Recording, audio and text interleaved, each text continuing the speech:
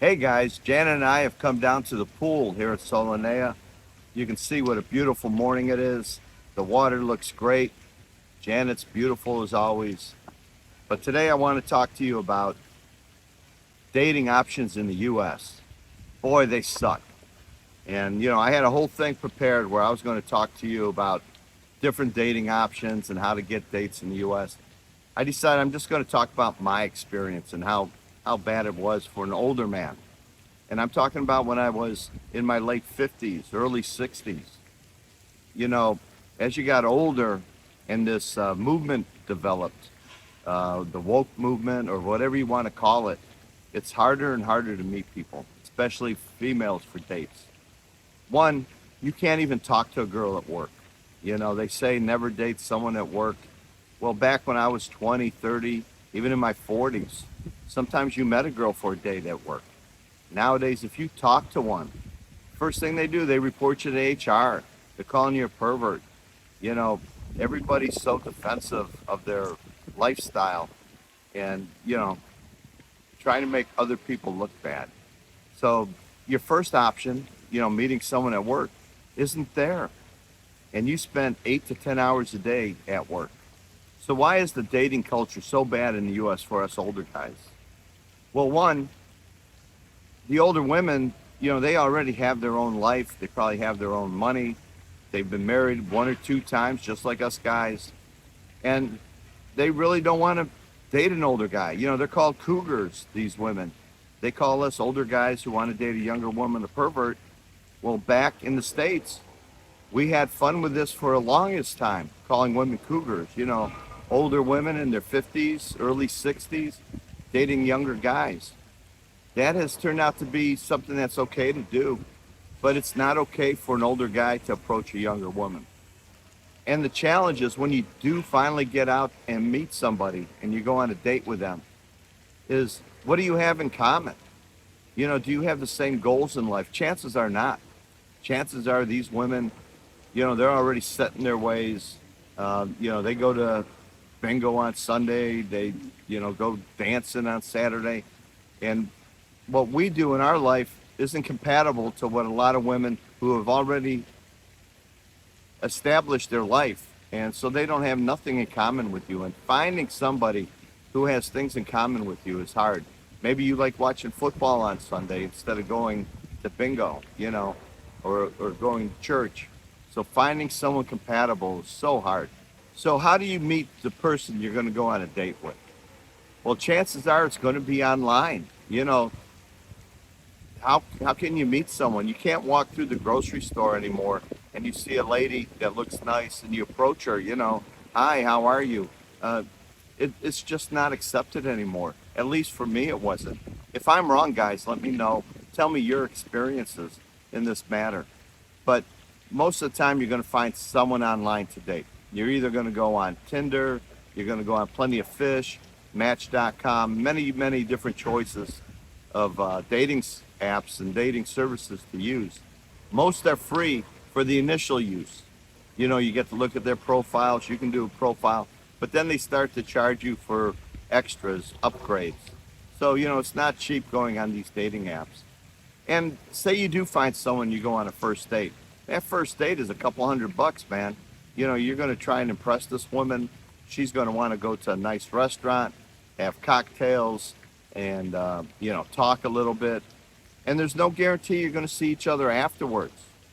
And she might even ghost you. That's the new thing here is you meet someone online, you go meet them in person, and if they don't like you, they don't have a conversation with you. They don't tell you, hey, Mike, it's just not going to work out between us. I didn't feel a connection.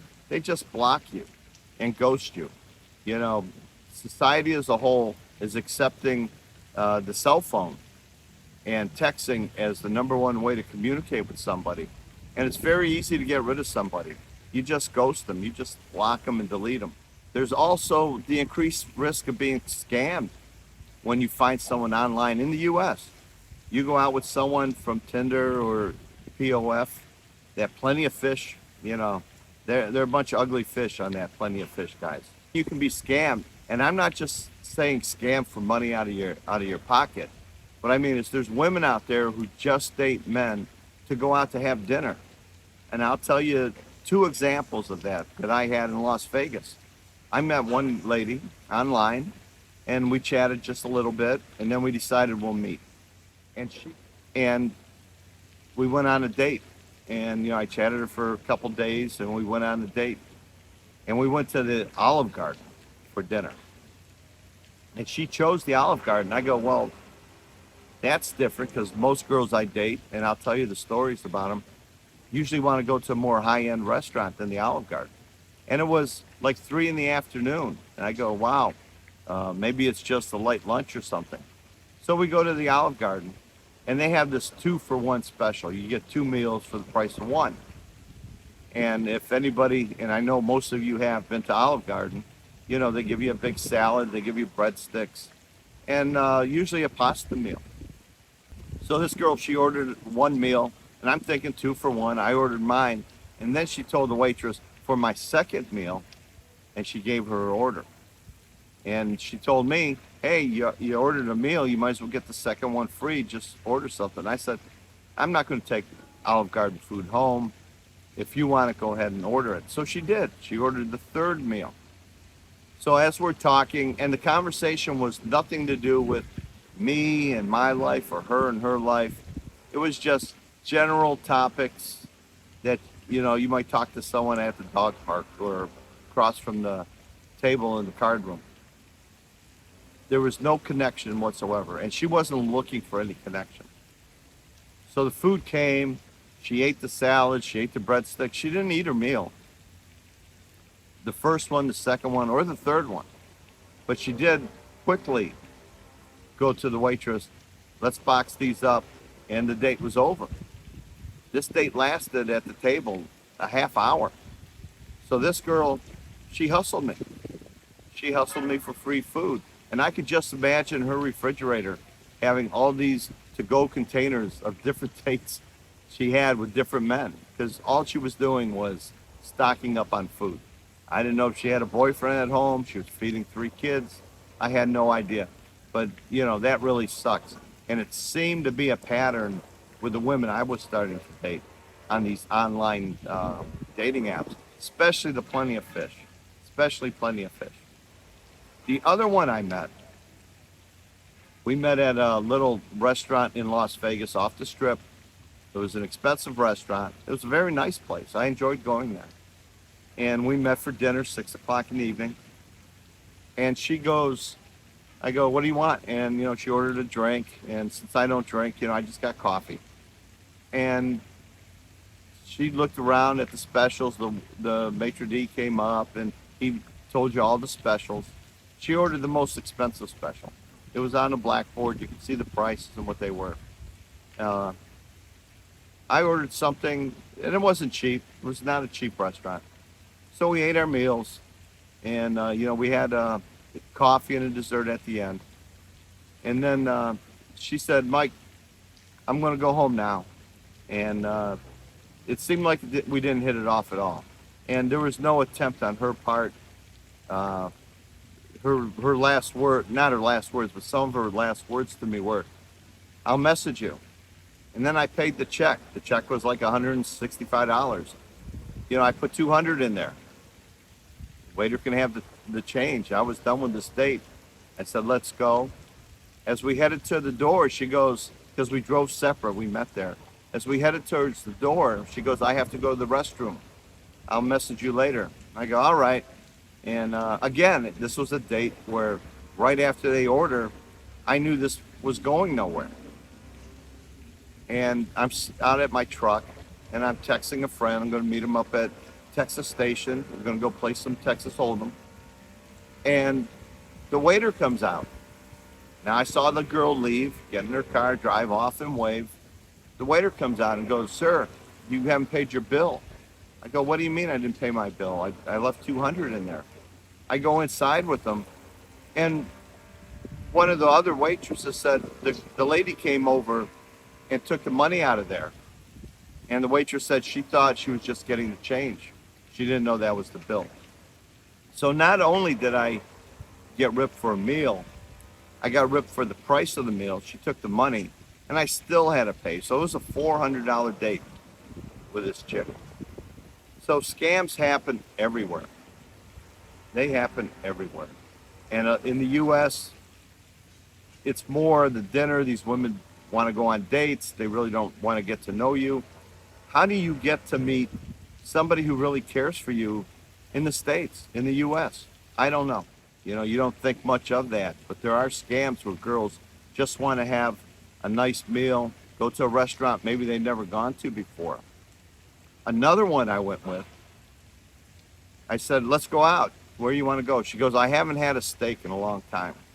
So I said, all right, let's go out to Outback and get a steak dinner. And I thought that was okay. I had a taste for a steak. When we got there, the table's ready, but she said, no, let's go sit at the bar and have a couple drinks. So we sat at the bar. She had two drinks. I had my 7-Up, because I don't drink. And then we made our way to the table. And she ordered an appetizer. Then she ordered the most expensive steak on the menu. She ordered an extra salad. Then when the meal was done, she ordered coffee and a dessert. And I don't know how anybody could put all this food away, because she didn't put it all away. She didn't eat most of the food. She just ordered all this stuff. So she had her dessert, she had her coffee. And then when we were all done with that, as we were getting ready to pay the bill and leave, she goes, well, let's go to the bar and have another drink, after dinner drink. So that was a date that I knew was going nowhere after the first 2 drinks and ordering the number one most expensive thing on the menu. I don't even think she looked at what there was on the menu to order. She was just looking at the price. Social media is really affecting the dating life, especially of us older guys. You know, you guys that are 20, 30, in your 40s, you're used to this, and you're still young enough where you go to the bar or you go to the club, you go to a hangout point. But me, because I'm not a drinker, and I really don't want to meet a drinker, so I don't really want to meet a girl in the bar, my options were limited. And it came down to the dating apps. Nobody I worked with, you know, I had that rule of thumb, I wouldn't date anybody at work. Because if you date someone at work, they're running right to HR. This guy is harassing me. It's sexual harassment. So you can't even assume that someone at work, maybe they smile at you, they talk to you at lunch break, but you can't assume that they're going to accept you asking them out. You don't know what would happen, and especially if you go out and it ends up bad. So, you know, dating at work is a terrible, terrible option nowadays. Now remember, guys, the girls, they did that burning bra movement, you know, back in the 70s. I don't know when it was. It was quite a ways back. The girls, the women took their bras off. They're burning their bras. They wanted to be liberated. They wanted to be treated as equals. I'll never understand why a woman wanted to be treated as an equal, because prior to that movement, we treated them on a pedestal. We took a woman, and in the 50s, 60s, 70s, even the early 80s, you dated this woman, you married this woman. Maybe she stayed home and didn't have to work, but you were the breadwinner, and you treated her with respect. You gave her everything she needed. You bought her that house with the white picket fence. Now all of a sudden they go through this movement where they wanted to be equal. So now every time you turn around, these women are more and more about themselves and not about a good partner. Now I'm not talking about everybody. I'm not talking about every guy out there having the same experience as me. But for us men who are coming to the Philippines, it's because the dating life sucks in the U.S. You know, the options to date in the U.S. are slim for an older guy.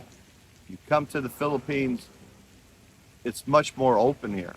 The dating apps here, even though there's scams on every dating site, everywhere you turn online, when you meet someone in person here, it's hard for them to lie to you face to face and look you in the eye. These women with their burning bras. Here in the Philippines, all the women wear bras. They're not trying to be better than you. Nobody's trying to be better than you. And different generations date differently. You know, the women who are 30 and 40, uh, and there's nothing wrong with this, but they're goal oriented. They want to succeed in their business, the career that they chose. But us men, now that we're in our 50s, 60s, we're looking for companionship. We're looking for somebody to be with full time. It would be hard for me to go back to the States and date and live with a woman who has a job and she's not with me all the time. Maybe I'm needy in that point, but I want a full-time companion. I don't want a part-time companion. It's harder to find somebody who has a lot of things in common with you. Trying to find someone new in your life, that's a hard thing to do. You can't walk through the grocery store with your cart like Al Bundy did and just push it into a girl and say hi. Or Charlie Sheen in 2.5 Men. You know, just walking through the store, you know, with your grocery cart, you see a good-looking girl, you say hi to her, and all of a sudden she's going to talk to you. Chances are that's not going to happen. You might get a smile, you might get a hello, but you're not going to get a conversation that will lead to a date. So the only way to find someone new is through a friend or through a coworker. And me, I decided I did not want to meet friends of friends because if it didn't work out, someone's not going to be happy. Maybe I'll lose that friend, or that friend's wife or girlfriend will be mad at him because that date didn't work out. And definitely didn't want to date anybody at work. That situation with HR is too much of a hassle for me to go through. The other thing about dating, are you looking for a hookup or something special? Now that's two types of dating. You know, if you're just looking for someone to date, you know, someone to hook up with now and then, I think that's easier to find than it is to find someone to have something special with. Scams happen in so many different ways. And it seems like, at least for me, dating became a meal game. A lot of these women were just looking for a free meal in a nice restaurant. I have other stories about that. I can't go into all of them. I look foolish enough already with how I've been scammed by Filipinas and this. I'm a soft touch, guys. I'm a soft touch. But I'm just trying to look and meet somebody who will fulfill what I need in my life. The biggest challenge is trying to find somebody who wants the same type of relationship that you do. Now, being an older guy, you know, I'm looking at older women back then. I'm looking, you know, I was in my, these stories are all about from when I was like 58 to 63. So I was looking for women in their early 50s, late 40s. And it was hard to find any women that had anything in common with me. I was working at the time, so a woman with a job was not going to be a problem. But what were her goals? And a lot of these women were single mothers. The one thing a lot of guys say negative about the Philippines, single moms. A lot of these women are divorced, they have children, they either have the children part-time or not on the weekends, you know, they share the arrangements with their ex. So I couldn't find a woman who was single and maybe had an older child where, you know, didn't need a lot of care. And so I just couldn't find anybody who had anything in common. Now, a lot of these women that I met online, and we met sometime, some of these women we just met for a drink. Some of them I did meet just for coffee at a Starbucks or a coffee shop or in the casino, you know, for a drink at the bar. And the easy thing to say, where we used to be able to say to somebody, hey, I don't think we're a match, I don't think this is going to work out. People just ghost you nowadays. They just block you and they start ghosting you. Dating really sucks in the U.S. And guys, I want you to tell me your story. Leave a comment below. Did you have any of these dinner dates where you thought the woman was only using you to get a free meal? And have you been ghosted? Leave me a comment. And let's talk about these dating apps again. Plenty of fish. My God, I go over page after page after page. You know, the ones that message you back, none are good looking. Two that I did meet that looked nice were nowhere near what their picture was. You know, I'm not a you know, a very handsome guy, but back in my late 50s, I was better looking than I am today. Time does age us a little bit, but these women were just bad. You know, one woman said she was active. I remember this profile. She said she was active. She walked every day. She jogged. She went dancing. All these good things. When I met her, she was in a walker. So where did this story go from being able to jog and dance to being in a walker? Now there's, you know, people have physical handicaps. Yes, I'm going to have one someday too. But I'm not telling people I can run a marathon when I can't walk up a flight of stairs. So there's a lot of fakes, profiles, stories just to get you to meet these women. So after I turned 63, I decided I wasn't going to date anymore. I wasn't even going to try to date anymore. I just concentrated on working, preparing for my retirement, preparing to come to the Philippines. When COVID hit, and it looked like the world would never open up again, I said, I'm going to give a year for me to try to find somebody. And if I found the right person, I would give up my dreams of coming to the Philippines and stay in the U.S. Man, that was a waste of a year. That was a waste of phone calls. That was a waste of gas, money buying meals, money going to the movies. It was just terrible. It was just terrible. COVID was a terrible time to date. The women, they were scared of COVID. A lot of people were. And you just couldn't go anywhere and do anything. And when you did go to a restaurant, you know, you were at one table and there was nobody around you for another 3 or 4 tables. The waiting for a table was long. It was just not a good time, COVID, to try to date anybody. I was so glad when it ended in February of 2022. I was able to get on my plane here and to date here in the Philippines. My next video is going to be about dating here in Cebu City. How much better it is to date here in the Philippines. So until next time.